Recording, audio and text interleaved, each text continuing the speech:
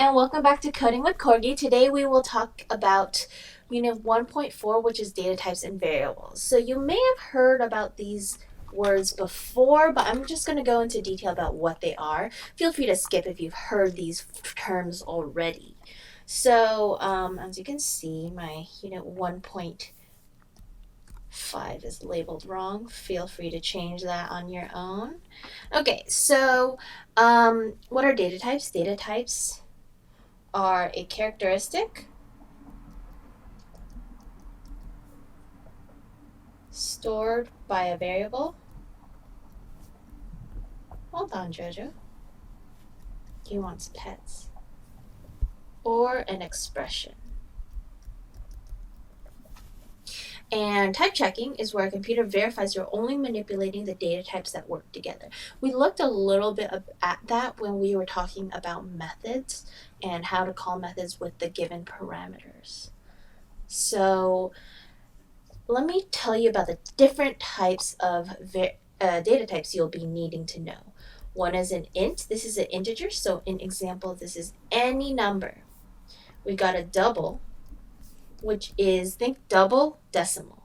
So any number with a decimal, 3.0, 4.2, etc. So it has to have a decimal. That's what makes it a double decimal. Then we've got strings. String is anything with quotes. So an example of a string could be hello. An example of a string could be the number 3. It could even be like that. As long as it has these double quotes around it, that makes it a string. Even this with the space, as long as there's double quotes around it, it is a string. Next up is a char. A char, same thing. You can think of it as a character. So this is anything with one character that is single quotes surrounding it. It could be the hashtag, it could be ampersand, etc. As long, again, as you've got the single quotes around it. And then the last data type that you need to know is a Boolean. There's only two types of Booleans, either true or false. Anything else is not a Boolean. Now, even though these are words, these are not strings because you don't have the quotes around it. Moving on, variables. So variables are things, expressions, or values that can be stored to be reused. And you actually have seen this a lot in math. Variables are used in all sorts of things, including computer programming as well as math. And this is how you declare a variable. So to declare a variable, you just need the data type, and then you need the variable name. And then, of course, because we're in Java, you need to use the semicolon. To assign a variable, once you've declared a variable, you just need the same variable name equals and then whatever the value is. And to declare and then assign a variable, which is the most common thing people do it makes it all, the code all in one line, is just to smush these two things together. Data type, variable name, equals the value. So in REPL, let's go ahead and declare some variables. I'm going to go ahead and declare a string. String needs to be capitalized. Name dog. And let's give it a value. Dog equals, if it is a string, it needs to have some semicolons around it. So instead of doing this, though, I could simply combine it into one thing. String dog equals Jojo. Now, it really doesn't matter which way you do it. Whichever way you feel more comfortable, you can do that. Okay. So now we're going to move on with incrementing variables. So incrementing variables is if you have like a number that every time you visit the number it goes plus one. Perhaps you are in a Monopoly board and you just want to go up one space or something like that. So to do that, you just need your variable, assuming that you've already declared the variable. You have the variable plus whatever number. You have the variable equals the variable plus whatever number you need, or minus whatever number you need. A quick way to write this, if you are just incrementing by one, is variable name plus plus. Those are two ways of doing it. So if I decide I want to declare a variable, let's declare a variable named A. We set it to 2.2. And then we want to do A equals A plus 2. If I system.out.println A, so I get the value of A, think about what is going to print out. 4.2. And that's because A, the new A, is equal to the old A plus 2. So if we do the example on our notes, the A, the new A, is equal to the old A plus 2. Which means, and A was originally 2.2, right? So if we put 2.2 in here, the new A now equals 4.2.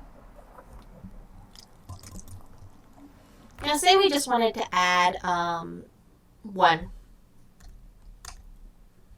Then you could simply put A plus plus. If you want to, you could do A minus minus.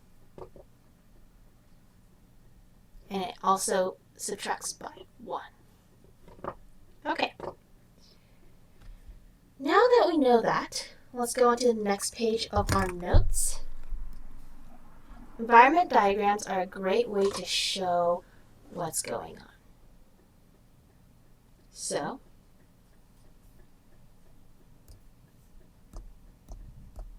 if we look at our REPL right now, we have a double.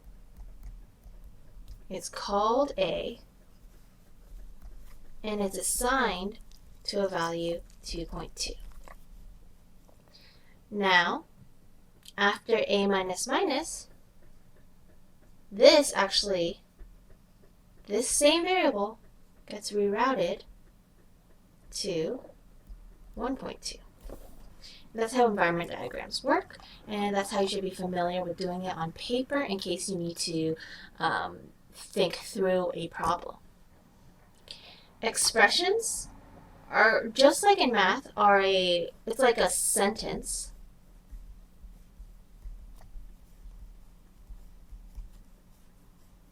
that tells us more info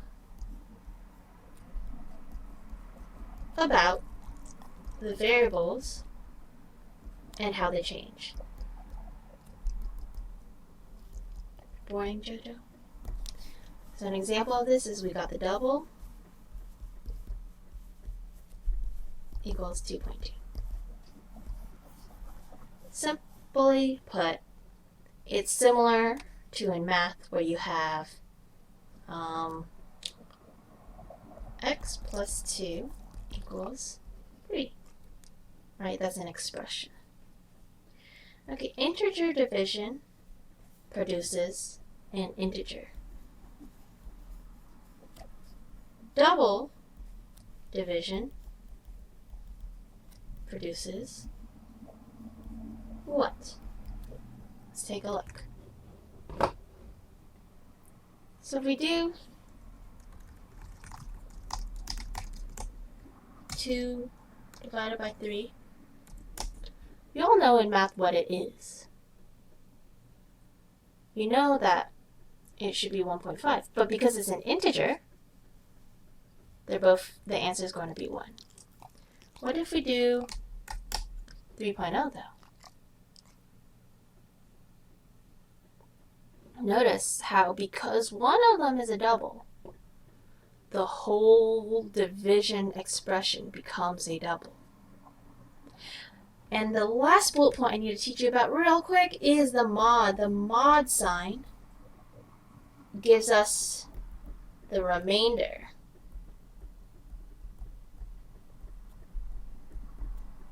of the division expression.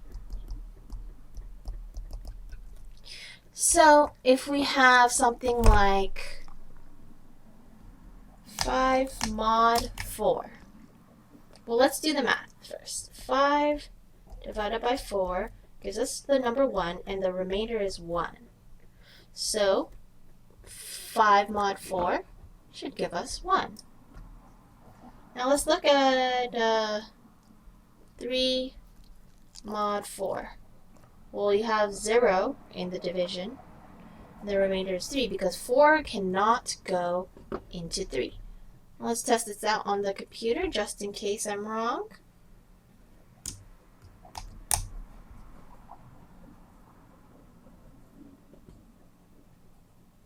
And there, the remainder is 3 because 3 mod 4, the 4 can't go into the 3, and that's all.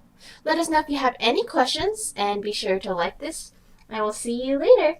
Thank you for coming.